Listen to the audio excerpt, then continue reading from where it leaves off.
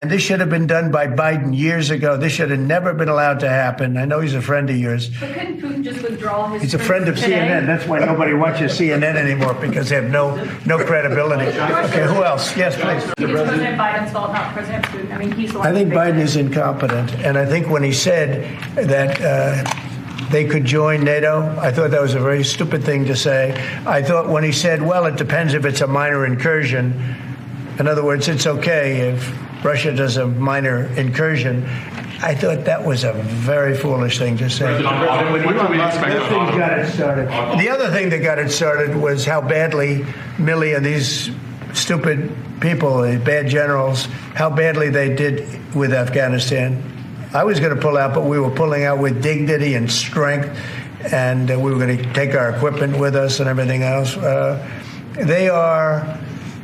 What they're doing is what they did with that. I think Putin looked at that mess and he said, wow, this is a great time. I'm going to go in. But what the Americans said, I'm not blaming Americans, but I will say what they said had a big influence on his deciding to go in. And I think the farmers are going to be helped by this very much, because product is being dumped into our country and our farmers are getting hurt very badly by the last administration.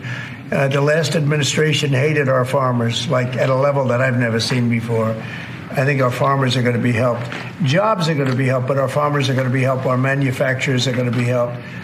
And again, if somebody wants to come in, including the car companies, if they want to come in and build car plants, they'll do it without tariffs, and therefore prices won't go up. There could be some short-term disturbance, but long-term, it's going to make our country a fortune. Well, I feel sorry for Mitch, and I was one of the people that he wanted to go to the end, and he wanted to stay leader. He's not equipped mentally. He wasn't equipped 10 years ago mentally, in my opinion. He'd let the Republican Party go to hell. If I didn't come along, the Republican Party wouldn't even exist right now. Mitch McConnell never really had it. I, Robert F. Kennedy, Jr. Do solemnly swear. That I will support and defend. The Constitution of the United States. The Constitution of the United States. Against all enemies. Foreign and domestic. That I will bear true faith and allegiance to the same. That I take this obligation freely. Without any mental reservation. Or purpose of evasion. And that I will well and faithfully discharge. The duties of the office. On which I am about to enter.